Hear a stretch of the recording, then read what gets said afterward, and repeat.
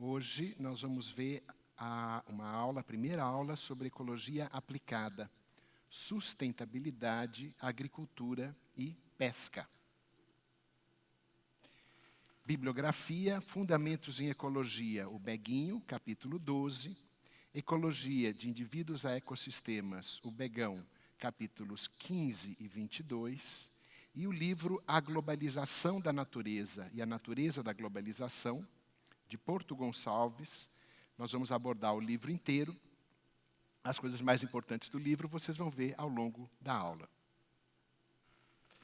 O que nós vamos ver, então? Nós vamos ver o que é sustentabilidade, nós vamos ver um pouco sobre crescimento da população humana, a questão entre agricultura e sustentabilidade, exploração máxima sustentada e alternativas aos defensivos químicos. Então, a primeira pergunta é, o que é sustentabilidade? O primeiro termo que nós vamos estudar, nós vamos ver na bibliografia, é desenvolvimento sustentável. Nós temos aqui uma definição em inglês. Sustainable development is a process for meeting human development goals while maintaining the ability of natural systems to continue to provide the natural resources and ecosystem services upon which the economy and society depend. Ih, professor, mas o meu inglês não é tão bom assim. Calma, nós vamos ver cada um dos termos. Então, vamos lá. Primeiro, desenvolvimento sustentável é um processo para alcançar os objetivos humanos. Então, ele visa atingir as metas do desenvolvimento humano.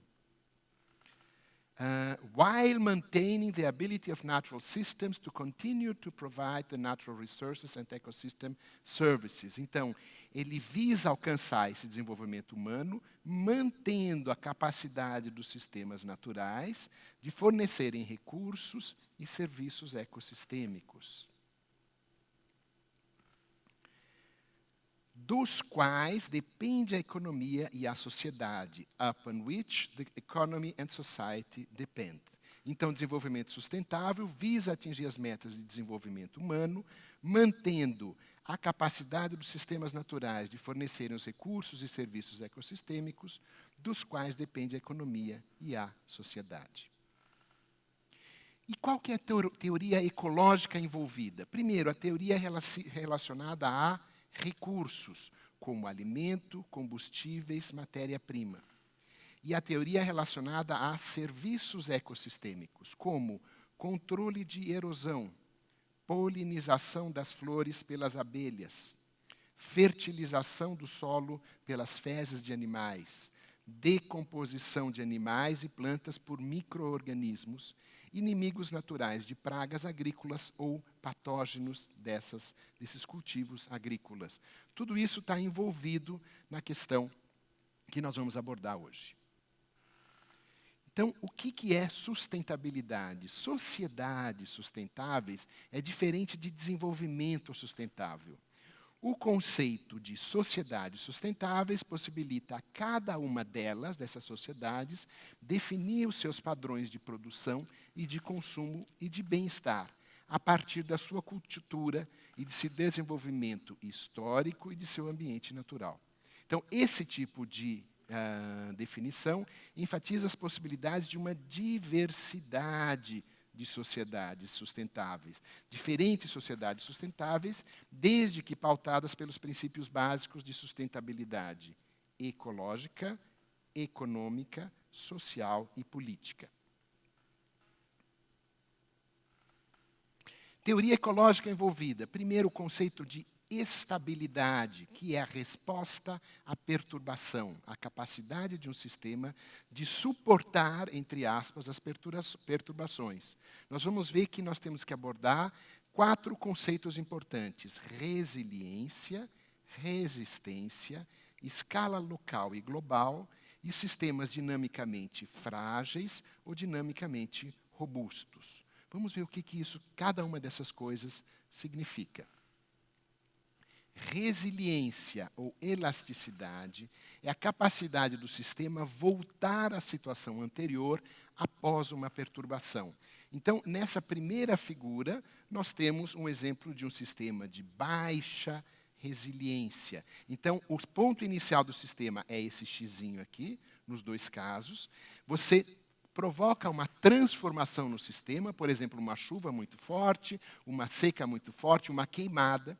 E num sistema de baixa resiliência, que ele é representado por essa bolinha aqui, ele é deslocado da sua situação anterior à perturbação, mas ele não volta espontaneamente para a situação inicial. É um sistema de baixa resiliência. Enquanto que o sistema de alta resiliência, ele é deslocado da sua situação inicial para a situação atual, representado por essa bolinha, mas ele volta espontaneamente para a situação inicial, porque é um sistema de alta resiliência. Então, o sistema de baixa resiliência não volta por si só, o sistema de alta resiliência volta ao estado antes da perturbação espontaneamente. E resistência. Resistência é um outro conceito importante para se entender a resposta dos sistemas à perturbação. O sistema de baixa resistência está representado aqui por essa bolinha de gude, que a gente pode empurrar com o dedo. E ela facilmente vai sair do lugar, vai sair rolando.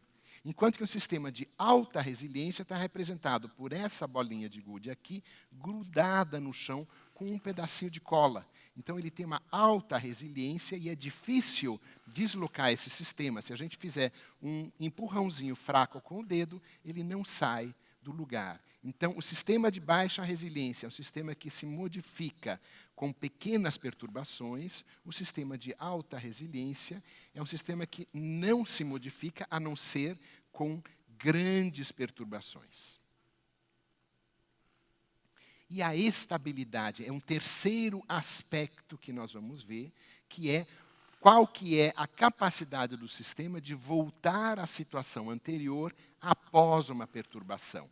Essa primeira figura aqui representa um sistema de baixa estabilidade local e baixa estabilidade global. Então, nós estamos representando o sistema por essa bolinha aqui sobre uma grande superfície curva. Qualquer empurrãozinho nessa bola vai levar esse sistema para longe da situação em que ele estava anteriormente. Então, ele é sensível à perturbação e ele é deslocado a grandes distâncias do que ele estava antes. Ele tem uma baixa estabilidade local e uma baixa estabilidade global. Nesse ponto aqui, nós temos um sistema de alta estabilidade local. Vocês estão vendo que essa bolinha aqui está dentro de um valezinho. Então, se eu tenho uma perturbação pequena, esse sistema, essa bolinha, ela se desloca um pouquinho e volta para o fundo do vale. No entanto, ele tem uma baixa estabilidade global. Se eu desloco essa bola um pouquinho mais, se o deslocamento, a perturbação é um pouquinho mais forte, ela vai se deslocar para longe da situação anterior.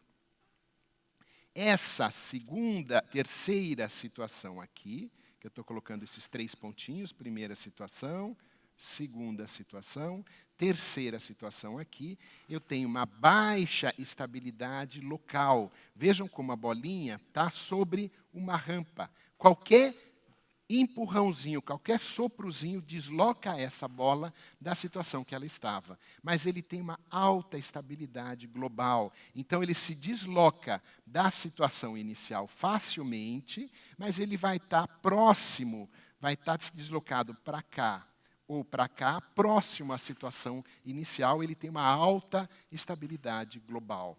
E, finalmente, essa última situação, que a gente pode representar aqui como 4, é uma situação em que o sistema tem uma alta estabilidade local e uma alta estabilidade global. Então, qualquer deslocamento, ele volta à situação inicial, independente desse deslocamento ser pequeno, essa perturbação ser pequena ou uma perturbação grande, ele volta sempre à situação inicial. Muito bem, agora nós vamos trabalhar com sistemas dinamicamente frágeis e dinamicamente robustos. Então, o sistema dinamicamente frágil é um sistema que pode ser representado aqui num gráfico por 2 parâmetros. Um parâmetro ambiental 1, por exemplo, umidade, um parâmetro ambiental 2, por exemplo, permeabilidade do solo. Okay? Então, é um sistema que tolera uma variação estreita na umidade e uma variação estreita na permeabilidade do solo. Qualquer perturbação além dessa variação leva esse sistema a perder a combinação estável, portanto, ele é dinamicamente frágil. Pequenas perturbações além desses limites aqui levam o sistema a grandes deslocamentos. Enquanto que aqui nós temos um sistema dinamicamente robusto, ele tolera grandes variações, tanto no parâmetro ambiental 1 quanto no parâmetro ambiental 2. Então, nós dizemos que o primeiro sistema só é estável frente a pequenas alterações ambientais, enquanto que o sistema 2 é estável frente a grandes perturbações ambientais. Mas como que isso se dá na prática? Vamos ver, então, como que isso se dá na prática. Então, na prática, nós temos uma relação entre sustentabilidade e estabilidade. Então, um sistema sustentável é aquele que tem maior estabilidade frente a perturbações. Por quê? Porque as perturbações são uma coisa comum na natureza. Um dia chove, um dia faz sol. O clima pode ser relativamente previsível, mas mesmo em locais de alta previsibilidade climática, nós temos variações ambientais, que podem ser maiores, por exemplo, com as alterações globais de clima que estão ocorrendo no planeta hoje.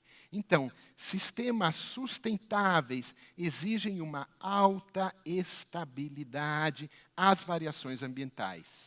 Há uma alta estabilidade frente às perturbações ambientais e frente ao esgotamento dos recursos.